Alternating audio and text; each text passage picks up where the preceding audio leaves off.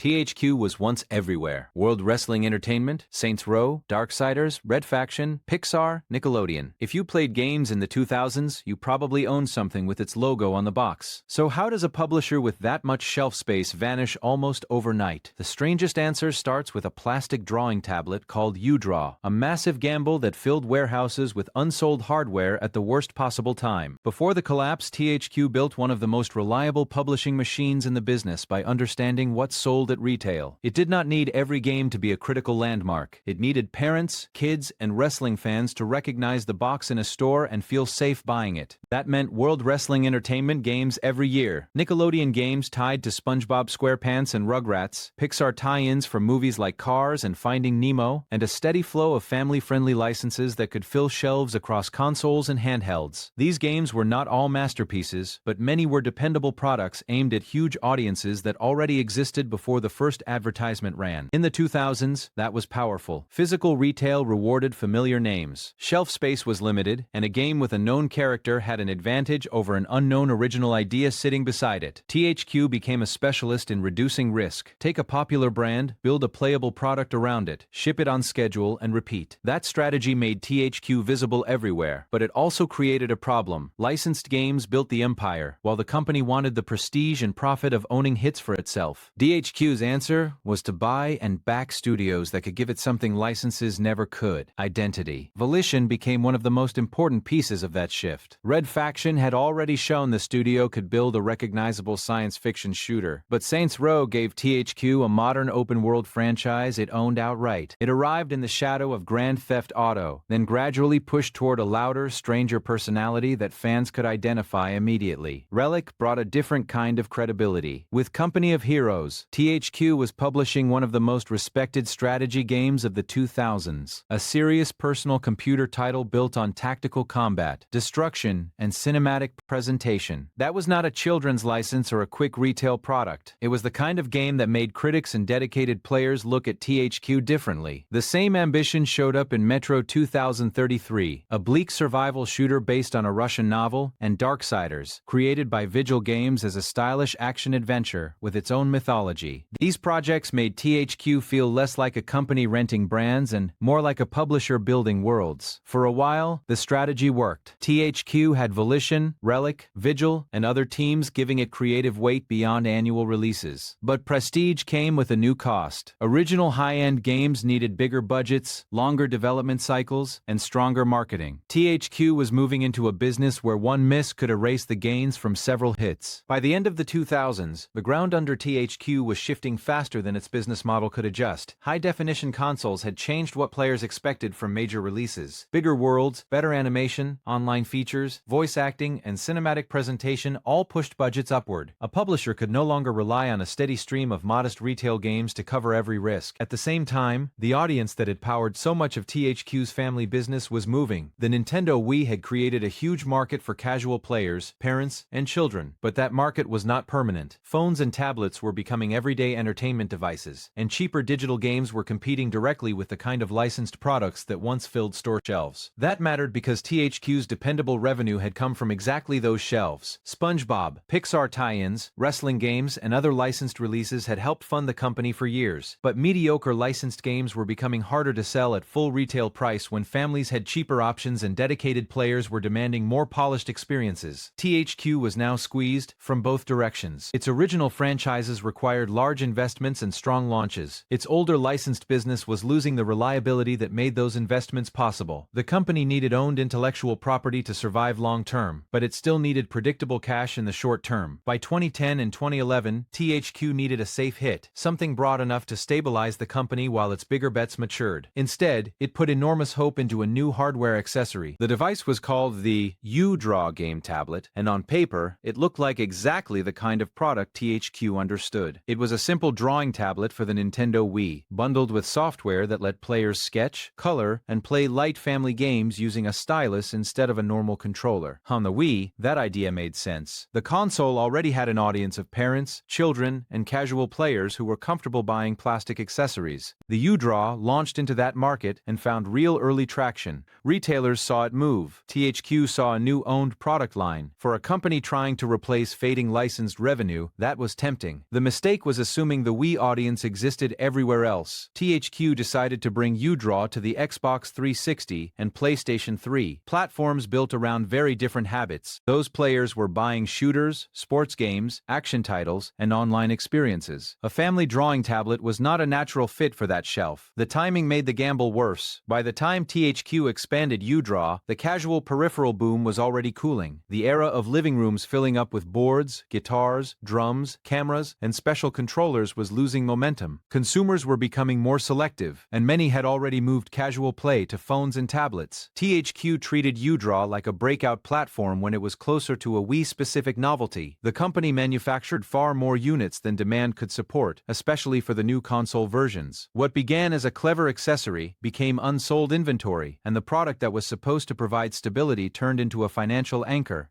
Retailers were not just disappointed, they were sitting on product they could not move, and THQ had to absorb the damage. Unsold uDraw units tied up cash in warehouses, forced price cuts, and turned inventory into a liability at the exact moment the company needed money for development, marketing, and debt payments. The failure also hurt THQ's credibility. Retail partners had made shelf space for a product the company had promised would expand beyond the Wii. Investors saw a publisher already under pressure take a large swing and miss badly.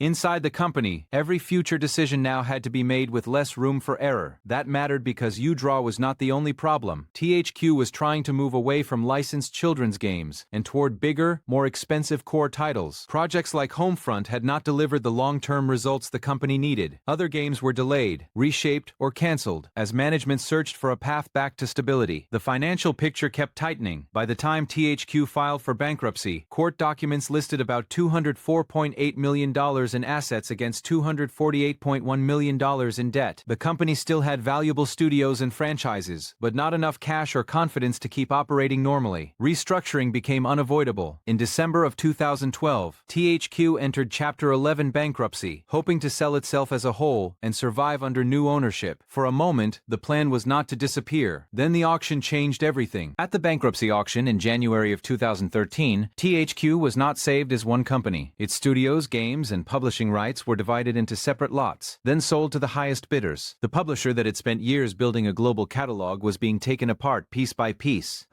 Sega bought Relic Entertainment, along with Company of Heroes. Koch Media, through Deep Silver, bought Volition and the rights to Saints Row, while also picking up the Metro franchise. Ubisoft bought THQ Montreal, the studio led by Patrice Désilets, and also secured the publishing rights to South Park, The Stick of Truth. Other pieces scattered across the industry. Crytek bought Homefront. Take-Two bought Evolve. Gearbox acquired Homeworld. Nordic Games, which would later become THQ Nordic, picked up properties including Darksiders, Red Faction, and Destroy All Humans. What had once been a single publisher's lineup became a map of new owners, competing strategies, and uncertain futures. For employees, the auction meant sudden endings and abrupt transfers. For fans, it meant familiar names would continue, but under companies with different priorities. THQ as a corporation was gone. Its creations, however, were about to outlive the company that made them famous. The strangest part of THQ's collapse is that many of its biggest ideas did not disappear. They just continued under different names on different balance sheets. Saints Row moved forward at Deep Silver, first with Saints Row 4, then Get Out of Hell, and eventually a reboot that struggled to recapture the series' old momentum. Metro found a stable new home as well, with Metro Redux and Metro Exodus proving that the franchise still had a strong identity beyond its original publisher. Relic continued Company of Heroes under Sega, keeping THQ's real-time strategy legacy alive through a studio that had always been one of its strongest creative assets. Other franchises had more uneven futures. Darksiders returned through remasters, sequels, and spin-offs after Nordic Games bought the rights. Red Faction resurfaced through re-releases but never truly regained its former place. Destroy All Humans came back through remakes, turning a dormant mid-2000s brand into a recognizable retro revival. Then came the twist that almost felt too strange to be real. Nordic Games bought so many former THQ properties that, in 2016, it rebranded itself as THQ Nordic. The name of a bankrupt publisher became the identity of a new company. That is the irony at the center of THQ's ending. The corporation failed, but its creative DNA was valuable enough for competitors to preserve, reboot, and sell. Which leaves the final question: if the pieces were worth saving, what exactly doomed the whole? So what doomed THQ was not just uDraw. It was debt, weak timing, shrinking cash, and overconfidence meeting one catastrophic bet. That is what makes the collapse so useful to remember. Valuable games can survive while the company behind them cannot. Thanks for watching. What would you have saved? A studio, a franchise, or THQ itself? Comment below, like and subscribe for more gaming retrospectives.